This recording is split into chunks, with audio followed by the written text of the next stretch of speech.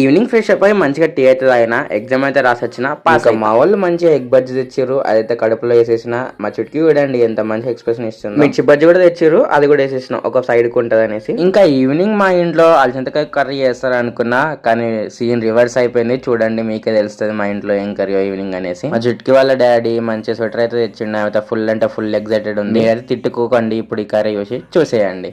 ఇదే మా ఇంట్లో మళ్ళీ ఈవినింగ్ మంచిగా మన పెద్ద సాంగ్స్ వింటూ వైబ్ అవుతూ ఉన్న మంచిగా ఫుల్ అంటే ఫుల్ ఎగ్జైట్మెంట్ తో ఉన్నా. ఇప్పుడు ఆ చికెన్ ని లాగేయడమే. మనం మీకు మ్యాటర్ చెప్పాలి. సో ఇప్పుడు చూపిస్తున్నాడు ఈ చికెన్ మా ఇంట్లో ద మోస్ట్ ఫేవరెట్ అందరికి, దానే డ్రై ఫ్రై అంటారు. నాకైతే ఆ గ్రేవీ ఉంటేనే నచ్చుతుంది. చికెన్ నా ఫేవరెట్ గ్రేవీతో తింటా ఉన్నా. మా అక్క అయితే ఎలానో తెలిసిందేగా, మిల్లెట్ రైస్ డైట్ లో ఉందా. 1 సెకండ్ కూడా ఆగకుండా నేనైతే వేసుకొని తిన్నా, బానే ఉండే. నాకు గ్రేవీ అయినా డ్రై ఫ్రై అయినా ఏదైనా నచ్చుతుంది, కానీ నా ఫేవరెట్ అయితే గ్రేవీ. బట్ డ్రై ఫ్రై కదా, ఇక కుమ్మేసిన. ఇక నెక్స్ట్ షాట్ లో కలుసుకుందాం. Until then bye bye, see you.